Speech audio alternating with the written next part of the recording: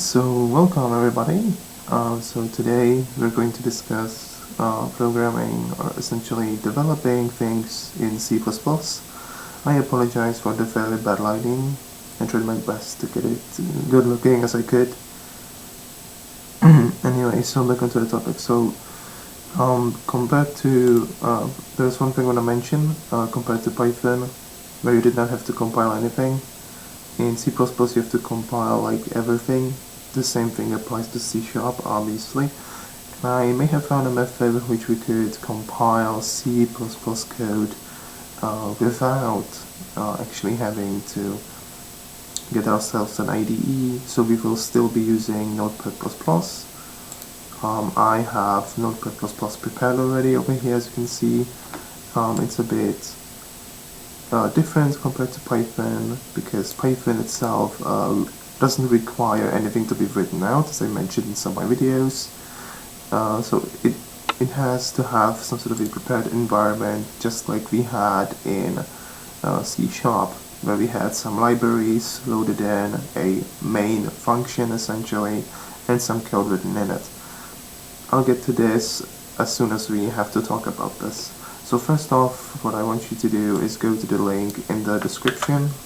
It's going to be a link for the main GW W64 for 32-bit and 64-bit Windows. This is a what should I call this? It's sort of a package that lets us install our compiler. It's sort of like a package manager in Linux, but it's a different package manager. So once you visit the link, it will send you to this link. It will download this file, which is mingw-w64-install.exe.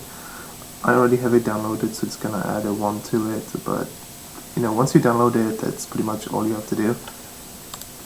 And if we open up our downloads folder here, you'll see that we click unconfirmed download and stuff again and remove those. Okay, I'll refresh it. There we go, it's gone. So the file that you'll have downloaded is this one right here. It's called mingw-w64-install. You want to double click this, and it's going to obviously ask for permissions. And this is the mingw installation, so you want to click next. It says it's going to repository. You want to keep as it is. I think you could change this to, but based on your architecture, to find out what your architecture is, you could look up your CPU. But I want to preface something. This should be changed based on your version of Windows. To find out what version of Windows you have, just go to Control Panel, and there should be System, and where you want to look is if it says what version your system is, so your system type. If it's 64-bit operating system like I have, you want to pick the x86_64. If you have a 32-bit one, pick the i686. So I'm gonna pick x64, leave everything as it is. Also, your version might be different. I'm going to use the latest one as of recording this video, which is 8.1.0. And I pick this one, the x86_64, because my CPU is 64-bit. I'm going to click next. It's going to ask us for creating shortcuts and such. That's fine. We want that. And we want to click next, and it's installing. So it's installing in a way that it's downloading its files that it needs, and then it's going to install everything. So we can close this, and once it's done downloading, I'm going to go back to you guys, and we'll see what we can do later on.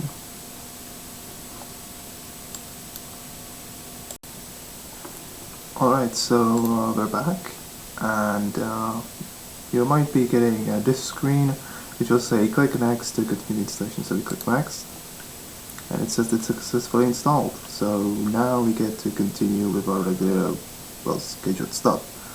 So we click finish, and that's mingw installed. Now I'll open my notes here real quick. So after we've done that, we're going to have to add mingw to our path.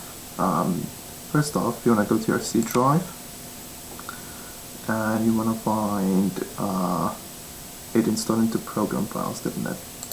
So program files is 86, and you want to find, okay, it's not in here.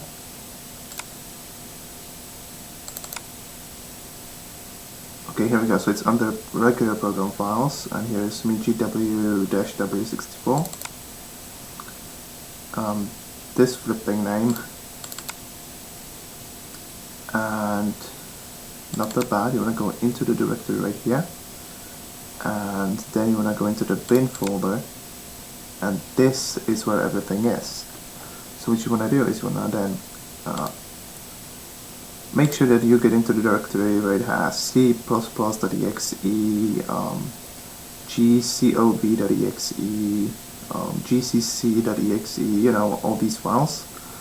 You want to copy this, so right click, copy, and what you want to do now is you want to go to system, which will be under control panel, so go to control panel, that's easier. Go to system, and go to advanced system settings, and go to environment variables, and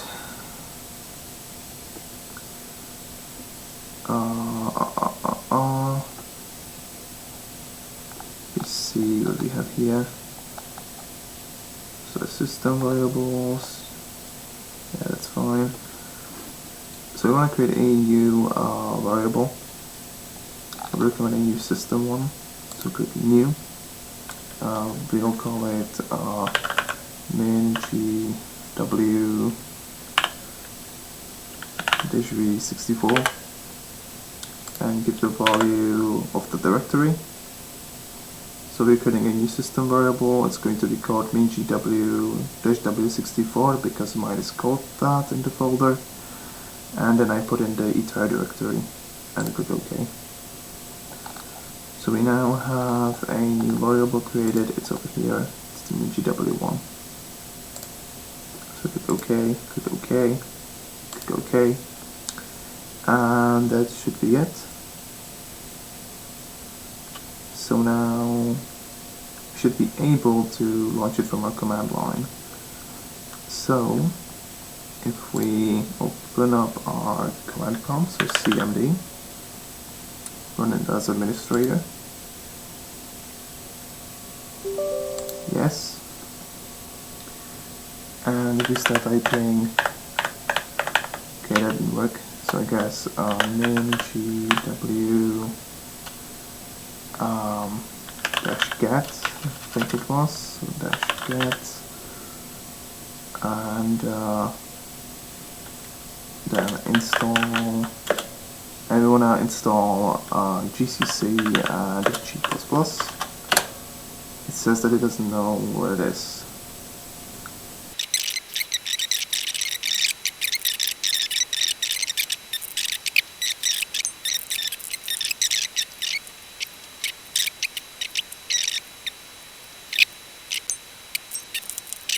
So here's the deal. So after we've set our path, like I told you, so again to show you how I did that, I'm going to go to control panel, and I want to go to system, and I want to go to advanced system settings, and I want to go to environment variables, select the path, click edit, and you want to add the directory we've copied as I showed you, and that's it. You don't have to install anything else. Looks like my notes were wrong. And once you launch your command prompt as administrator, just type in gcc --version and you should have the GCC compiler. You can do the same thing with G++. As you can see, we have both installed, so a bit of a hassle, but that's because I never have done this before. For Python it's easier to do, for C# it was very easy to do. I did not know how to do it with mingw. I never got it to run successfully before, so this is a first for me. So yeah, I'll just prepare something and come back to you guys once I'm ready. Alright, so we're back and our regular code as we were before. So you may remember this command line window where I showed you that GCC and G++ was installed, which is what we wanted. So now what we want to do is we want to write some code, and I'm going to explain how you can compile everything so that everything works as it should. So our first set of code will be a really simple hello world program, obviously. So let me just first write this out and then talk about it. So let's do count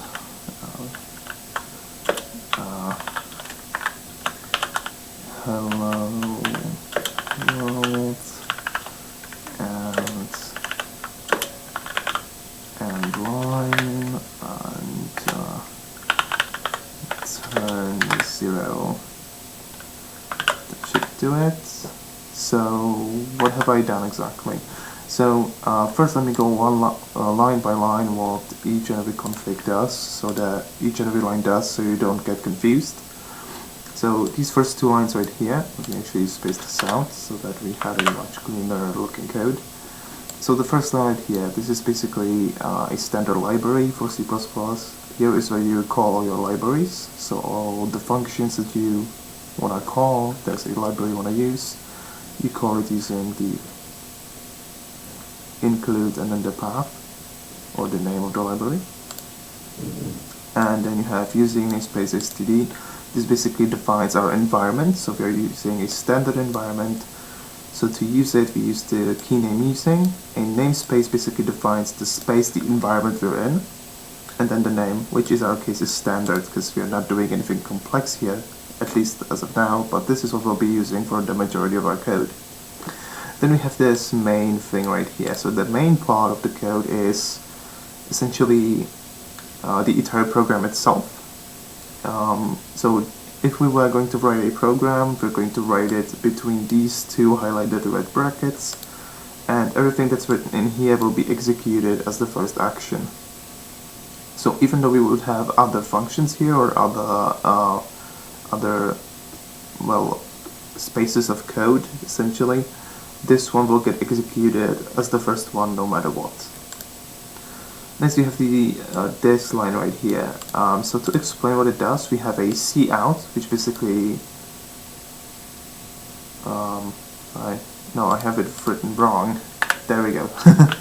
So cout basically tells like, hey, I want you to output me some text, and then you give it the text. So to give it the text, you write it out like this.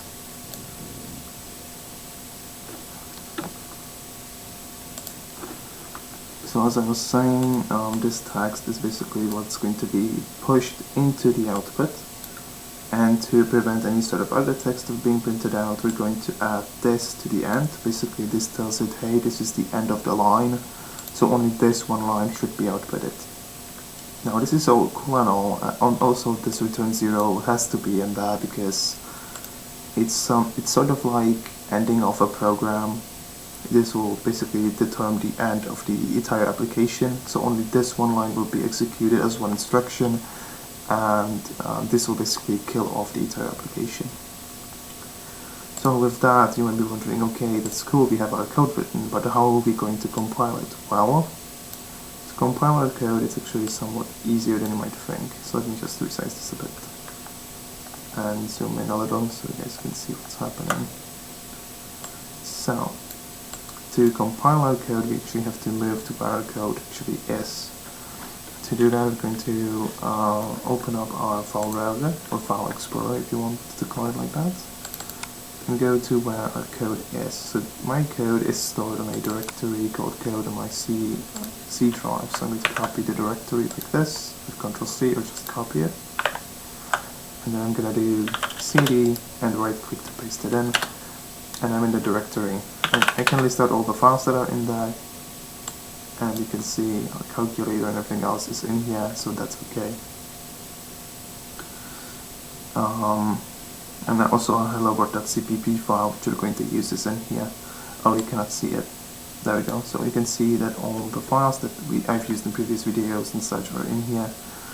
Let me just resize this so you can see it clearly, and then all the other files that I've created are in here as well. So that's cool, everything is in here. So after we've moved to the directory where our code is, you will have noticed I have a helloworld.cpp file, which happens to be the file we want. So how do you compile this? Well, it's actually fairly easy to do.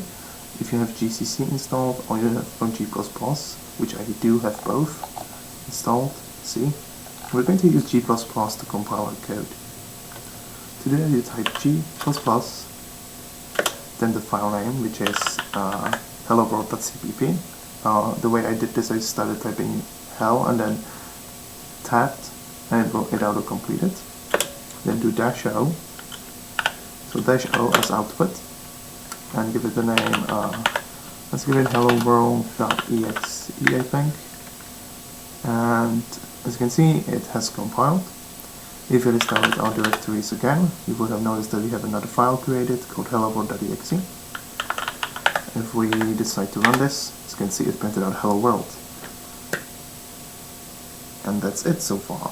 However, we can also throw in some variables, as I do in every single one of my first tutorials. But I'm not gonna deal with that. In fact, I could, but I don't want to. Or do I really want to do that? Well,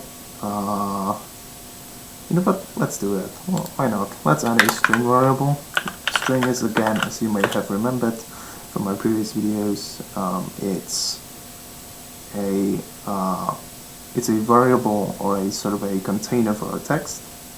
So let's call it, I don't know, text equals, and in the brackets we're going to type in, if I'm actually defining this correctly, I guess I am, and then we're going to write out our text in there.